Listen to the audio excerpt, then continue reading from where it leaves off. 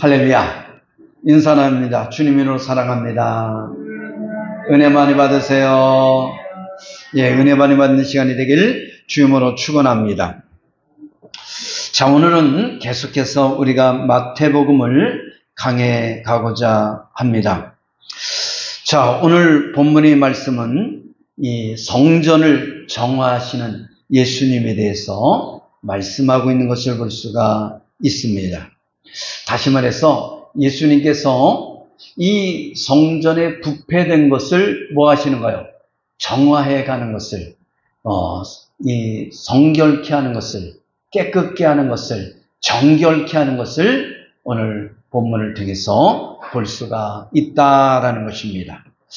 우리가 12절에 보니까 예수님께서는 성전 안에서 매매하는 모든 사람들을 뭐 하시고 내어 쫓으시고 돈 바꾸는 사람들이 상과 비둘기를 파는 사람들의 의자를 둘러 엎으셨다. 그렇게 말씀하십니다.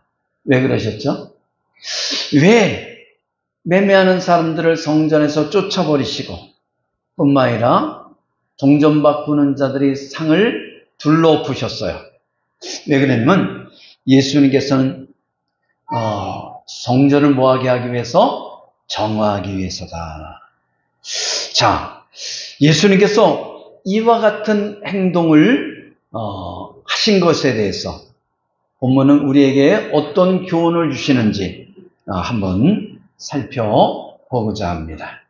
자, 첫째는 뭐냐면 교회를 정화하기 위해서는 강도의 수고로 만들지 말라라는 겁니다. 강도의 수고를.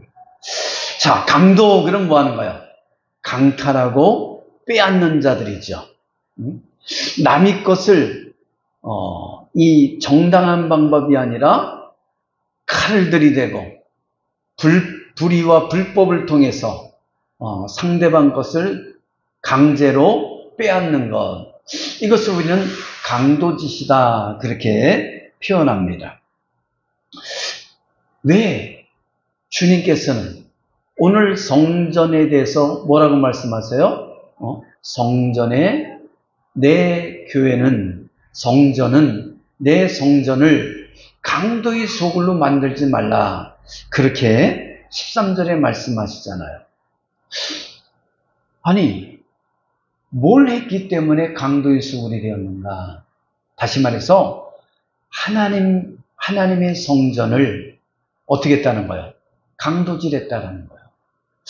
하나님의 성전을 인간 마음대로 뭐 했다는 거예요? 이 부정과 부패, 비리로 그런 온상이 되게 만들었다라는 것이죠. 그래서 주님은 이 대제사장들과 서기관 그리고 상인들이 행하는 이 모습에 대해서 바로 강도의 소굴로 만들었다. 그렇게 표현하고 있는 것을 보게 됩니다. 자, 예수님께서 13절을 보니까 내 집은 무슨 집이라고 말해요? 기도하는 집이다. 우리가 마가복음 11장 17절에 보니까 내 집은 만민이 뭐가요? 만민이 모든 사람들이 와서 정녕 하나님이 모든 백성들이 와서 뭐 하는 집이에요? 기도하는 집이다. 그렇게 표현하고 있습니다. 그런데 우리가 13절 보니까 너희가 그렇게 표현합니다. 너희가. 여기서 이 너희는 누구를 말하는 거예요? 강도의 소굴로 만든 자들을 말하죠. 이 너희가 내 집을 만민이 기도하는 집을 뭘로 만들었다는 거예요? 강도의 소굴로 만들었다. 그러면서 분노하시는 것을 볼 수가 있지요. 그러면 여기서 너희는 누구를 말하는 거죠? 우리가 15절 봅니다. 15절을 보니까 대제사장들과 서기관들이 누구를 말하는 거예요? 이 너희는 바로 대제사장과 서기관들을 지칭하고 있다. 뿐만 아니라 또 누구를 말하고 있어요? 상인들을 말하고 있다라는 것이죠. 바로 이들이 뭘 만들었어요? 강도의 소굴로 만들었다라는 거죠. 그러면 이 강도의 소굴은 대제사장과 서기관들, 상인들이 성전을 사악한 욕심을 채우는 그런 장소로 전락시켰다라는 것입니다. 사악한 욕심을 채우는 장소로 뭐 했다고요? 전락시켰다라는 겁니다. 그러면 어떻게 강도의 소굴을 전락시켰는가? 이 대장도가 상인들이 단합을 해서, 뭘 해서요? 단합을 해서, 커넥션, 연결해서 성전에서 뭐를 팔았어요? 물품을 매매하고 이권을 챙기는 일을 했다라는 것입니다. 이게 뭐예요? 하나님의 성전을 강도의 소굴로 만든 행위라는 거예요. 성전은 뭐 하는 것이에요? 기도하는 것이죠. 하나님 앞에 예배드리는 곳이에요. 이게 본질입니다. 그런데 하나님의 전을 인간의 이권을 위해서 뭐 하는 곳으로 만들었다는 거예요? 매매하는 곳으로 만들었다.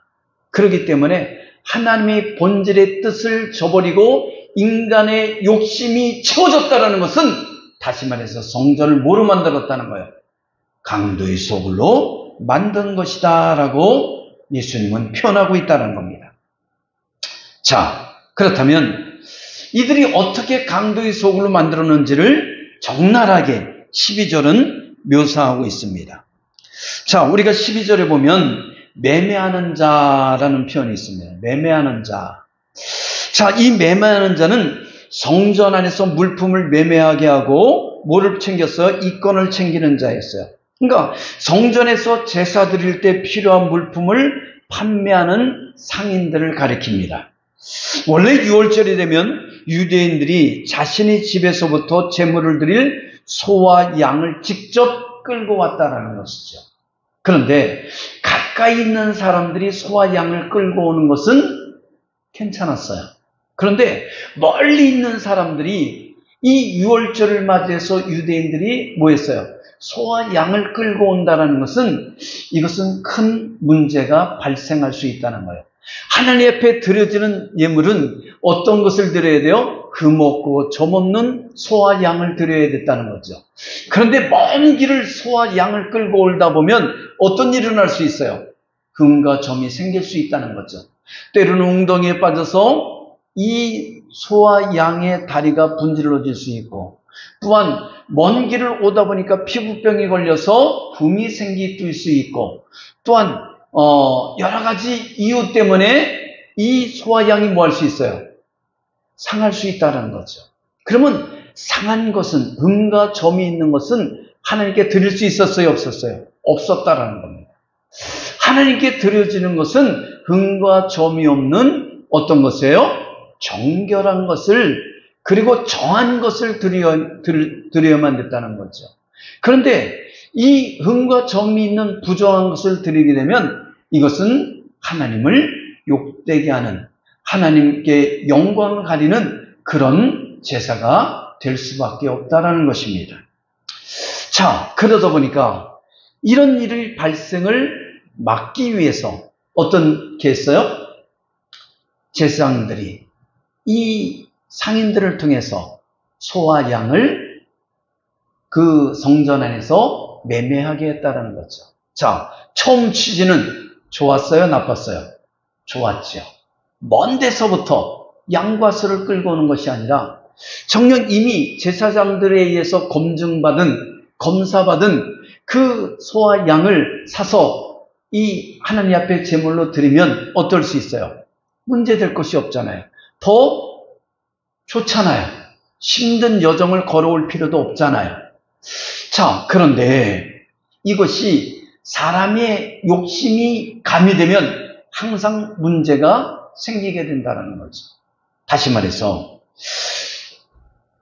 좋은 취지에서 시작됐지만 이 대제사장과 서기관들이 그 마음에 뭐가 생겼어요? 무력이 생겼어요. 재물에 대한 욕심이 생겼다는 겁니다. 그래서 이 상인들이 소와 양을 팔게 하면서 뭐를 바치게 했어요? 상납금을 바치게 했어요. 상납금을 바치게 했다는 거예요. 그러니까 이 상인들도 이 제사장들과 또한 서기관에게 상납금을 바치기 위해서 어떻게 해요? 소와 양의 값을 비싸게 뛰게 했다는 거죠. 비싸게 받은 거예요. 그러니까 여기서 사람들의 물질에 대한 욕심이 나오기 시작했고, 또한 유대인들은 비싼 값을 들여서 뭐 한 거예요? 이 소와 양을 하나님 앞에 드림으로 말미암아 기쁜 마음으로 드리는 것이 아니라 불쾌한 마음으로 드리게 되니 어떤 일이 일어나기 시작했어요? 하나님이 기뻐 받으시는 제사가 아니라 정녕 오히려 하나님이 불편한 그런 제사를 받을 수밖에 없는 그런 상황으로 만들어버렸다는 거죠. 자, 뿐만 아니라 이 제사장들은 가까운 곳에서도 소와 양을 끌고 오면 어떻게 해요? 그것을 검사해서 이 흠과 점이 없으면 어떻게 해요?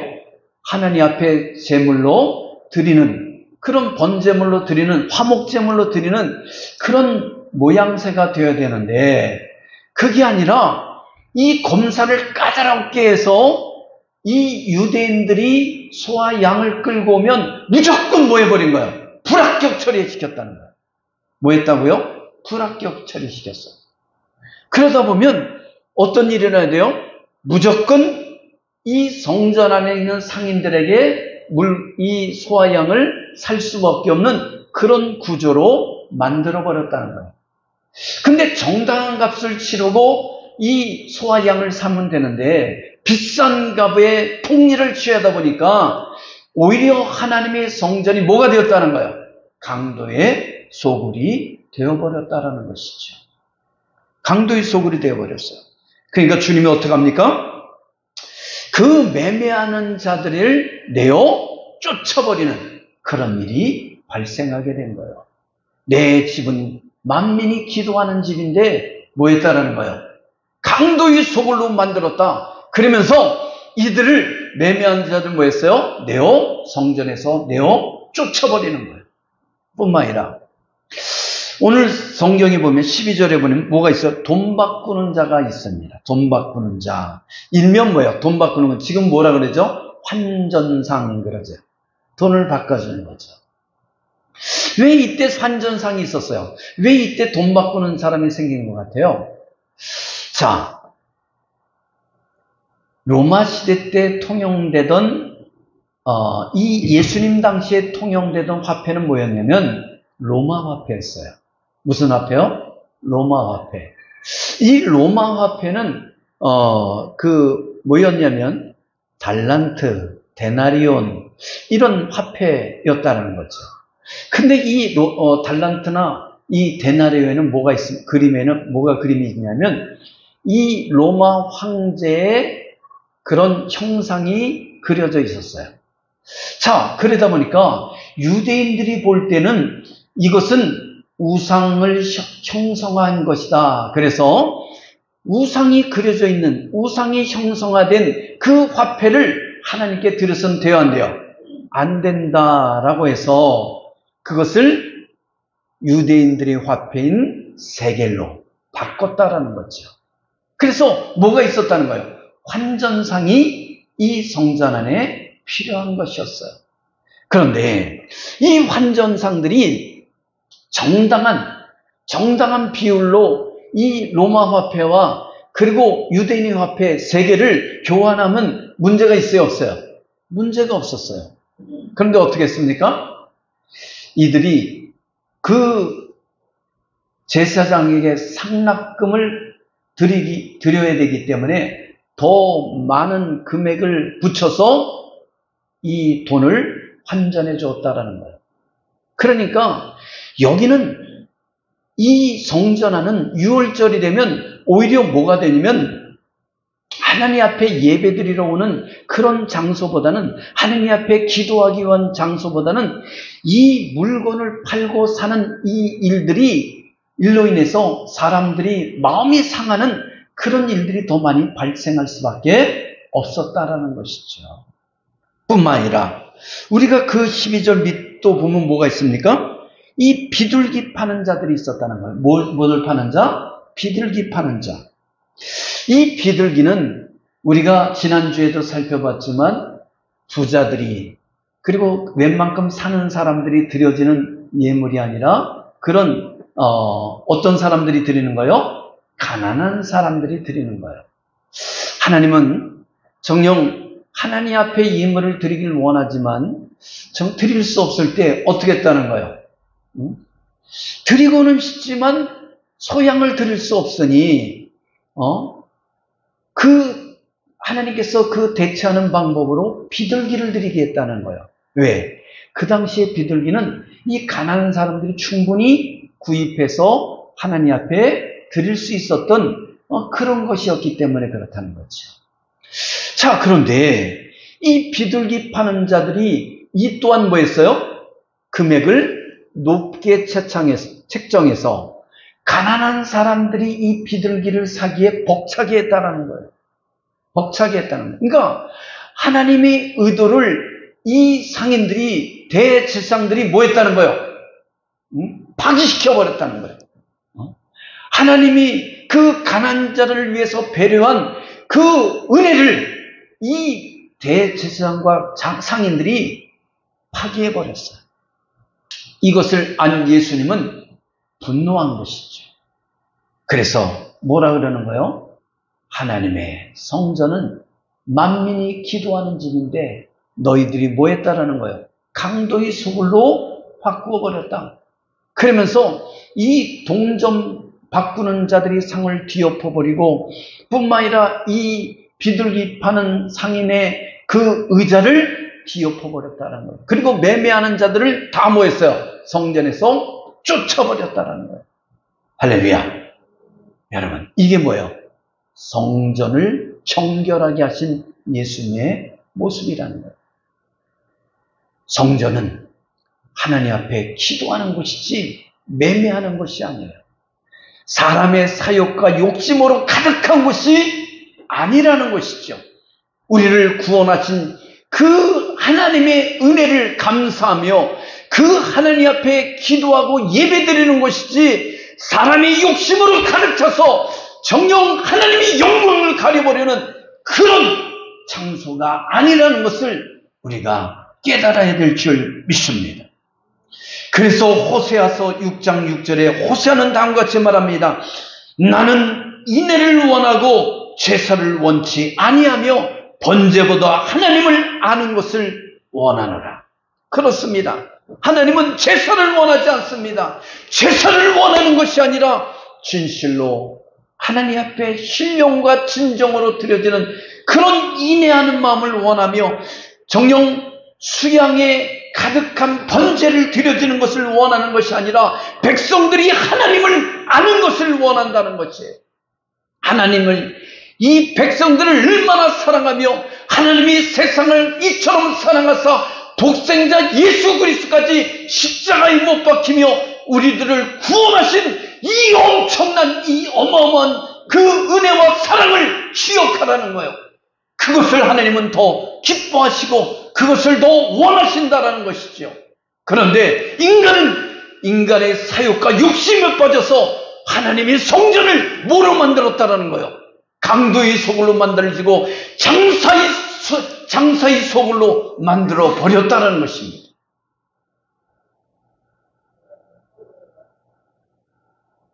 그래서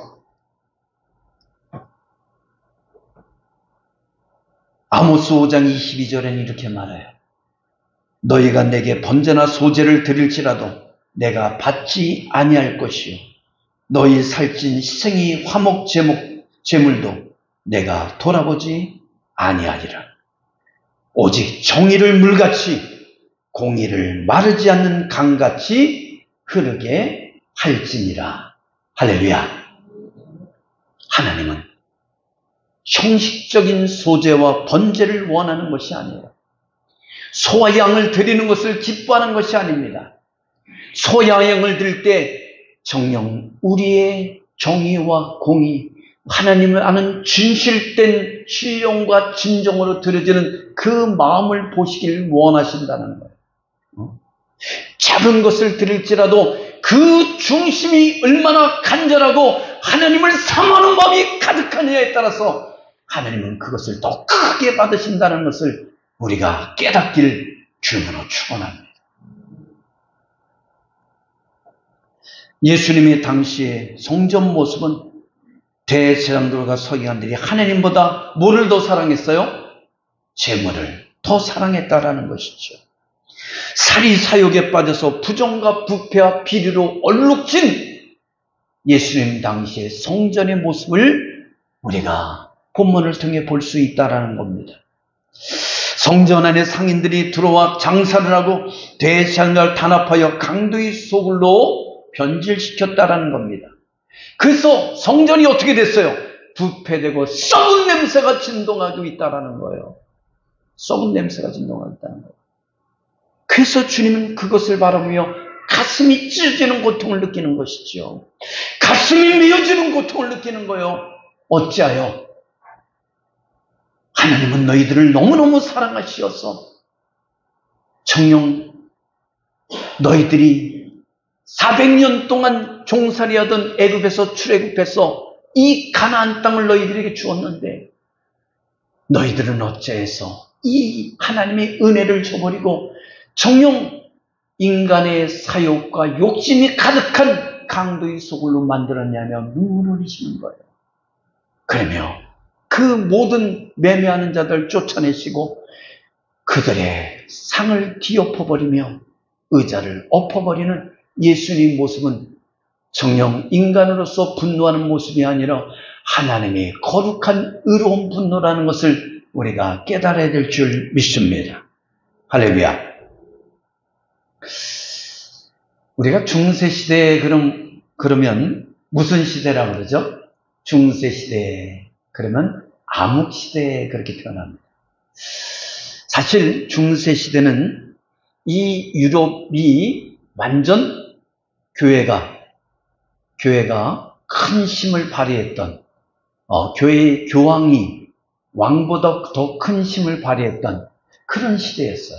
그러면 교회가 그렇게 부흥됐다면 어떤 모습이 돼야 돼요? 어떤 모습이 돼야 되죠? 정녕 더 살기 좋고 서민들이 기뻐하고 하나님의 은혜가 넘쳐나야 되는데 역사를 보면 뭐라 그러죠? 암흑시대다 그렇게 표현하는 것을 보게 됩니다. 희한해요.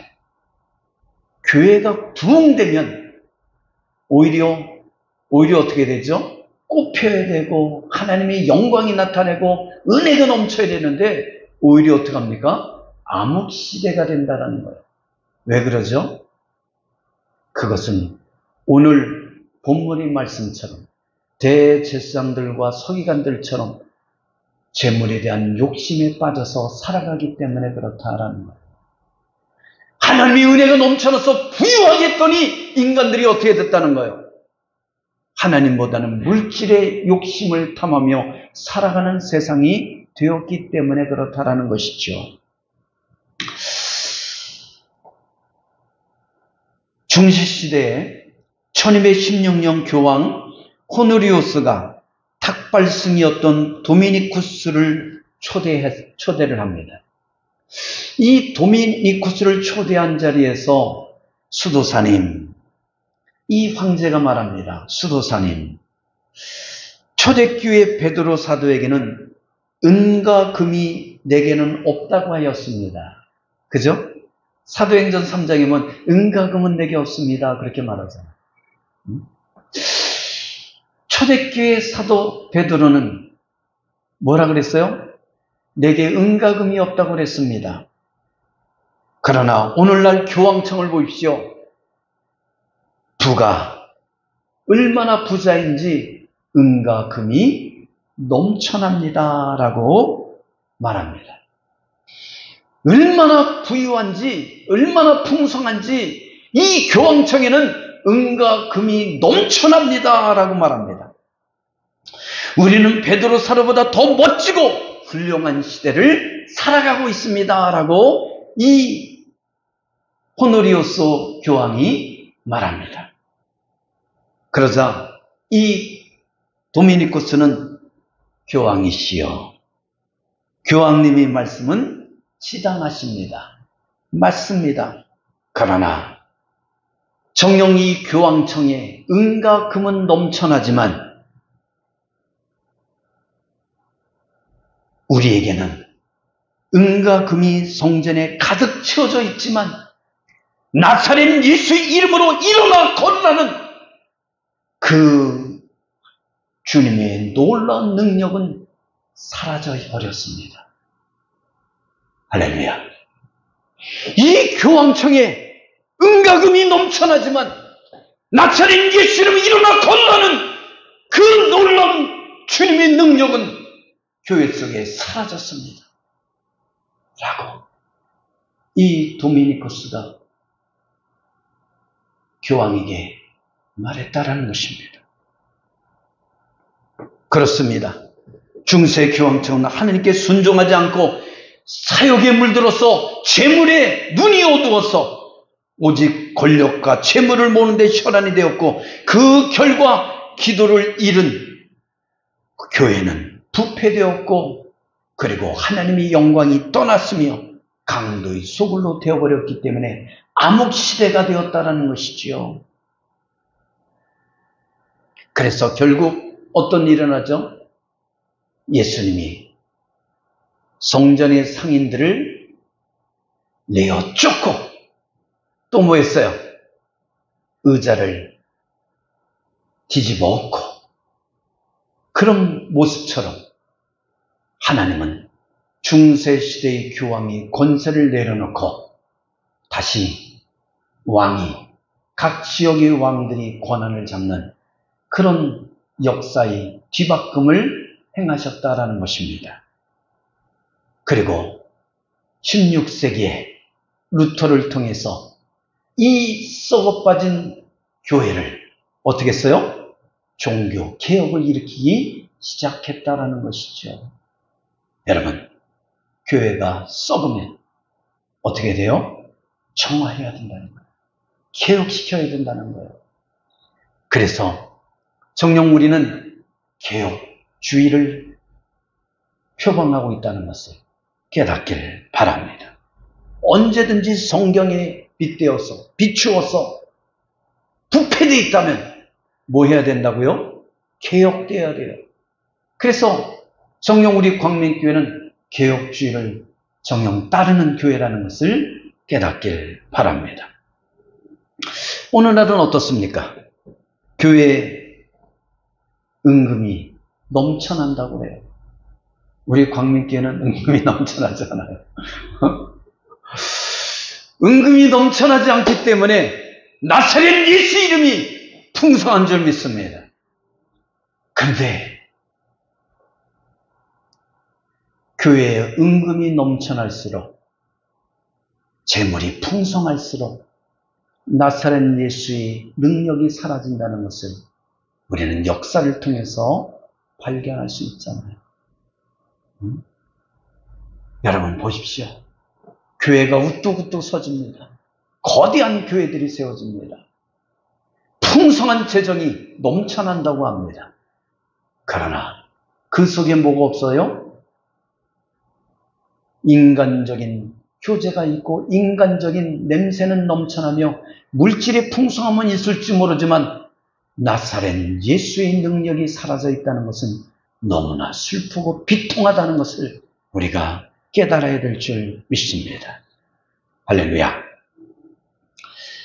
그렇기 때문에 정녕 우리가 살아가는 이 교회 속에 우리가 드리는 이 예배 속에 은과 금이 없을지라도 나사렛 예수의 이름의 능력이 풍성해지는 그런 역사가 일어나야 될 줄 믿습니다. 그러기 위해서 우리는 끼어서 뭐 해야 돼요? 기도해야 된다는 거예요. 그래서 교회를 정하기 위해서는 교회는 기도하는 집이 되어야 된다는 거예요. 할렐루야. 우리가 한번 13절 한번 읽어볼까요? 13절 시작. 그들에게 이르되 기록된 바 내 집은 기도하는 집이라 일컬음을 받으리라 하였거늘. 그렇습니다. 본문에서 예수님께서는 교회의 본질은 기도하는 곳이라고 그렇게 명시하고 있습니다. 여기서 기도하다라는 것은 프루슈케라는 그런 헬라어예요. 여기서 이 프로스와 에코의 합성어가 뭐냐면 프루슈케입니다. 이 프로스는 가까이, 곁에, 향하여라는 뜻이고, 에코는 소유하다, 간직하다, 잡다, 함께하다는 뜻입니다. 즉, 기도하다는 것은 하나님을 내 곁에 가까이 모시는 것이에요. 기도는 하나님을 내 곁에 가까이 모셔서 하나님과 뭐 하는 거요? 대화하는 거, 교제하는 것이 뭐요? 그게 기도하다는 뜻이라는 겁니다. 기도는 하나님과의 교제입니다. 교회가 교회다워지는 것은 교회 속에 기도가 끊이지 않는 거예요. 할렐루야. 교회가 끊어지고 아무리 은금이 풍성할지라도 기도가 없다면 더 이상 교회로서의 가치가 상실된 것이라는 거예요. 은금이 없을지라도 교회의 기도가 끊이지 않고 있다면, 교회의 기도가 힘있게 울려 퍼지고 있다면 정녕 교회는 하나님이 기뻐하는 것이라는 것을 깨닫길 바랍니다. 여러분, 구약의 성전을 보면, 성막을 보면 그 성소 안에 뭐가 있었죠? 떡상이 있었고 등대가 있었고 지성소 앞에 분향단이 있었어요. 분향대가 있었어요. 이 분향대에서는 뭐가 올라가요? 이 향이 계속 펴지는 거예요. 연기가 올라갔어요. 이걸 뭐라고 표현하면 성도들의 기도다, 그렇게 표현해요. 히브리서에 보면 이게 성도들의 기도다. 하나님이 성전에는 끊임없이 뭐가 올라가야 돼요? 기도가 올라가야 된다는 것을 상징하고 있다는 겁니다. 기도할 때 교회는 힘이 있는 줄 믿습니다. 여러분, 교회는 은금이 있어서 힘이 있는 게 아니에요. 교회는 하나님의 역사할 때 힘이 있다는 것을 우리는 깨닫길 바랍니다. 정녕 은금이 풍성했던 이 예수님 당시의 성전은 어떻게 했습니까? 부패했다라는 거예요. 그래서 하나님이 책망을 받았어요. 은금이 풍성했던 교황청은 어땠습니까? 나사렛 예수의 이름이 없음으로 말미암아, 능력이 없음으로 말미암아 부패했고 암흑 시대를 맞이했다는 거죠. 지금 이 대한민국 한국교회도 마찬가지예요. 은금이 풍성하지만 기도가 없다면, 하나님의 말씀이 능력이 사라진다면 정녕 중세처럼, 예수님 당시 성전처럼 그렇게 부패하고 그렇게 썩어 문드러진 그런 교회로 전락되게 될 것이라는 겁니다. 그러기에 우리 광민의 성도들은 교회 속에 끼어서 기도하며 하나님의 능력을 드러내는 그런 성들이 되길 주님으로 축원합니다. 여러분, 나사렛 예수 이름으로 선포할 때 어떤 역사가 일어나죠? 우리가 사도행전 3장에 보니까 나사렛 예수 이름으로 명할 때 베드로가 뭐라고 얘기합니까? 은과 금은 내게 없지만 내게 있는 건 내게 주노니 곧 나사렛 예수 이름으로 일어나 걸으라! 라고 명할 때 안진뱅이가 정녕 걷고 뛰며 주님을 찬미하는 놀라운 역사가 일어난 줄 믿습니다. 할렐루야. 그래, 나사렛 예수 이름 명할 때 역사가 일어났다는 거예요. 안진뱅이가 일어났다는 거예요. 예수님께서 가시는 곳곳마다 소경이 눈을 떴고 기머리가 귀를 열었으며 소경이 눈을 떴고 벙어리가 입을 열었고 정녕 각종 중풍병자가 일어났으며 안진병이 일어났고 각종 질과 질병이 떠났고 귀신들이 떠나는 역사가 일어난 줄 믿습니다. 기도하는 교회는 정녕 예수 이름으로 모든 하나님의 역사가 이루어진다는 것을 우리가 100% 신뢰하고 믿는 은혜가 있기를 축원합니다. 주님의 이름으로 기도하면서도 이게 될까? 라는 의심을 하지 마시길 바랍니다. 아무것도 염려하지 말고 오직 모든 일에 기도와 간구로 감사함으로 하나님께 알아라. 그런 모든 지각에 뛰어나신 하나님의 평강이 그리스도 예수 안에서 너희 마음과 생각을 지키시리라. 할렐루야. 그렇습니다.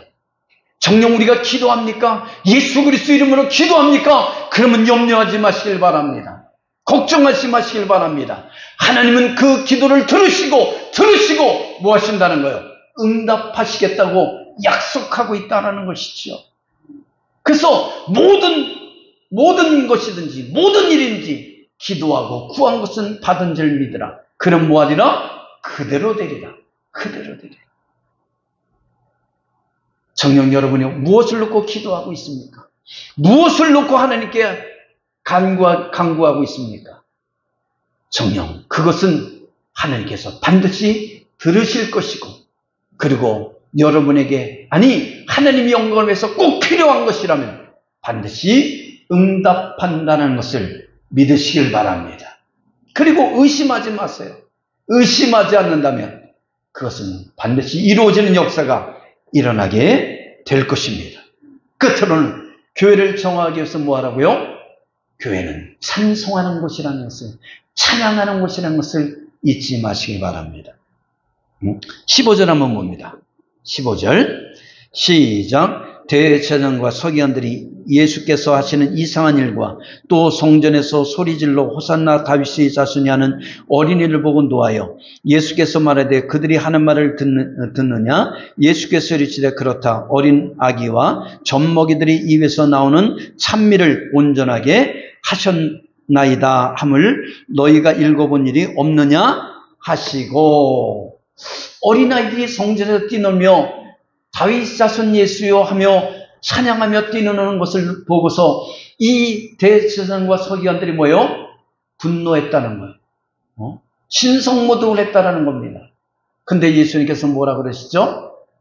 정녕 성경에 읽어보지 못했느냐? 하다못해 젖먹이들도 뭐 한다는 거예요?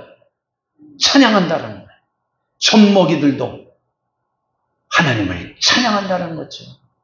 근데 어째요? 찬양하는 것을, 찬미하는 것을, 정녕 다윗의 예수를 찬양하는 것을 왜 너희들이 막느냐라고 말하고 있는 거예요. 그렇습니다. 교회는 하나님을 찬양하는 것입니다. 다윗 자손 예수 그리스도를 찬양하는 것이라는 것을 우리가 깨닫길 바랍니다. 우리 광명교회는 모든 예배를 보면 찬양을 많이 하는 편이에요. 찬양을 많이 하는 편이에요. 왜 그러냐면 교회는 찬양하는 것이기 때문에 그래요. 찬양은 곡조이는 뭐라고요? 기도예요. 우리가 기도할 때 제대로 안 될 때가 있어요. 그러나 우리가 찬양을 통해서 리듬을 타면서 그 찬양을 하다 보면 그것이 나의 신앙 고백이 되고 그것이 나의 기도가 되는 역사가 일어나게 된다는 거예요. 어떤 때는 기도가 되지 않습니다. 그럴 땐 뭐예요? 찬양을 들어요. 찬양을 들으면서 그 찬양의 가사를 묵상하다 보면 그 찬양의 소리가 나의 기도가 되고 그 찬양이 나의 고백이 되는 그런 역사가 일어나는 거예요. 그 찬양을 따라하다 보면 그 찬양 소리 속에 내가 은혜를 받고 그 찬양 속에 하나님의 응답의 소리가 들려온다라는 것이죠. 할렐루야. 그래서 찬양을 많이 부르시길 바랍니다. 슬플 때도, 어려울 때도, 고통스러울 때도 찬양하시길 바랍니다. 기쁠 때도, 정녕 즐거울 때도, 행복할 때도 뭐 하는 거예요? 찬양하세요. 여러분, 내가 걸어가면서 흥얼흥얼하면서 어떤 찬양을 하느냐에 따라서 내가 슬픈지, 내가 힘들지, 내가 기쁜지 그것을 가늠할 수 있다고 해요. 그러나 어떤 상황에서도 여러분들이 찬양한다면 그 찬양을 받으시는 하나님께서 여러분의 그 마음이 슬픔이 변해서 기쁨이 되는 역사를 일으켜 줄 믿습니다. 미국의 프린스턴 신학교 교수의 어떤 교수가 관한 얘기입니다. 어느 날부터인가 그 교수님의 모습에 이상한 변화가 일어났다고 합니다. 길을 걸어갈 때나 책상에 앉아 있을 때나 무엇을 하든지 간에 계속해서 입에서 중얼중얼 흥얼흥얼거리고 있더란 얘기죠. 마치 뭔가 이 정신 나간 사람처럼 뭔가 좀 속된 말 미친 사람 같은 그런 느낌을 받게 됐다라는 거죠. 너무 이상해서 신학생들이 사연을 알아보기 위해서 대표 몇 명을 뽑아서 교수한테 갔다라는 거죠. 그래서 이 교수님에게 교수님 무슨 일이 있기 때문에 그렇게 흥얼흥얼 거십니까? 어떤 때는 기뻐하는 것 같고 어떤 때는 좀 슬퍼하는 것 같고 어떤 때는 괴로워하는 것 같고, 그래서 도무지 왜 그러는지 종잡을 수가 없습니다. 그러면서 물어봤다고 합니다. 이 교수님은 학생들이 방문한 목적을 듣고서 빙그레 웃으며 그가 흥얼흥얼 거리는 그 사연을 말해주었다고 합니다. 얼마 전에 자신이 꿈을 꾸었대요. 하늘나라에서 새 예루살렘 성에 들어가기 위해서 자신도 다른 사람들처럼 함께 줄을 쫙 서서 대기하고 있었다고 합니다. 천사들이, 여기저기에서 천사들이 줄을 선 사람들에게 그들이 과연 이 천국에 들어갈 자격이 되는지 심사를 하고 있었다고 합니다. 그 교수님도 조마조마한 마음으로 자신의 자리를 기다리고 있었어요. 드디어 천사 앞에 이 교수가 서게 됐습니다. 이 천사는 다음과 같이 질문했습니다. 찬송가 몇 장을 불러보세요. 찬송가 몇 장을 불러보세요. 여러분, 찬송가 몇 장을 어떻게 알아요? 그죠? 찬송가 1장이 뭔지도 모르는데. 그러니까 이 천사가 다시 말합니다. 그거 있잖아요. 오늘 나의 갈 길 다가도록, 이거 있지 않습니까? 그거요. 들어본 적 있죠? 그럼 한번 불러보세요. 나의 갈 길 다가도록. 그 다음에 생각이 안 나는 거야. 교수가 생각이 안 나는 거야. 왜? 열심히 책은 읽었지만 뭐는 안 했어요? 찬송은 별로 불러본 적이 없거든요. 들어서 그 찬송 알아요. 근데 한번 불러보세요. 그러면 어때요? 첫 마디는 따라가는데 그 다음 저는 몰라. 그러니까 이 천사가 뭐라 그러냐면, 이 사람 정말 형편없는 신자구만. 이 사람 정말 형편없는 신자구만. 찬송도 못 부르면서 어떻게 천국에 오려고 그래. 그러면서 책망하였다는 얘기. 그 책망 소리에 너무 깜짝 놀라서 그만 잠을 깼다고 합니다. 그때서부터 이 교수는 뭐 하기 시작했어요? 찬송을 흥얼흥얼거리면서 어느 앉아있으나 걸어다니나 정녕 화장실에 있을 때일지라도 뭐 하는 거예요? 찬송을 흥얼흥얼이며 거렸다라는 거예요. 그렇습니다. 여러분의 마음속에 찬양이 충만하길 주님으로 축원합니다. 우리가 꼭 기억할 것이 있습니다. 천국은 찬양이 충만한 곳이라는 것을. 거기 가면 뭐만 있을 것 같아요? 설교가 있을 것 같아요? 글쎄요. 거기 가서까지 설교를 들어야 될까? 거기는 하나님을 찬양하는 찬송만 있는 점이 있습니다. 우리가 이사야서를 보면 천군 천사들이 하나님을 호위하고 뭐 했어요? 찬양하고 있는 모습을 묘사하고 있는 것을 보게 됩니다. 그래요. 우리 성도들이 천국에 가서 하나님을 마음껏 찬양할 수 있게끔 여러분들이 정녕 이 찬양을 흥얼흥얼하며 부르시길 바랍니다. 기쁠 때도, 슬플 때도, 어려울 때도, 고통스러울 때도 우리가 찬양을 한다면 슬픔이 변해서 기쁨이 되는 놀라운 역사가 일어나게 될 줄 믿습니다. 기도합니다. 사랑이 많으신 하나님 감사합니다. 오늘도 우리에게 귀한 은혜를 허락하여 주시고 주님의 존재로서 예배하며 경배하며 찬양하게 하시며 감사합니다.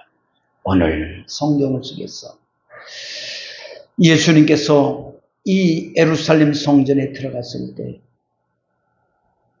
성전 안에 기도하고 예배드리는 것이 아니라 정령 상인들이 소와 양과 비둘기를 팔며 또한 동전을 바꾸며 오선하고 우왕좌왕거리는 모습을 보면서 또한 대상과 서기관들은 이 무력에 빠져서 재물 욕심에 빠져서 정녕 하느님 앞에 제사드리는 것보다 이 물질의 욕심에 얽매여 있는 모습을 보면서 그 상을 뒤엎고 뿐만 아니라 매매하는 자의 등을 떠밀며 그들을 성전에서 쫓아내시는 것을 우리가 보게 됩니다. 지금도 주님은 강도의 소굴로 만드는 자들을 이 성전에서 쫓아낼 줄 믿습니다. 우리는 하나님 앞에 기도하고 예배드리는 그런 광민의 성도들이 될 수 있도록 역사하여 주시옵소서. 감사합니다. 예수님 이름으로 기도하옵나이다. 아멘.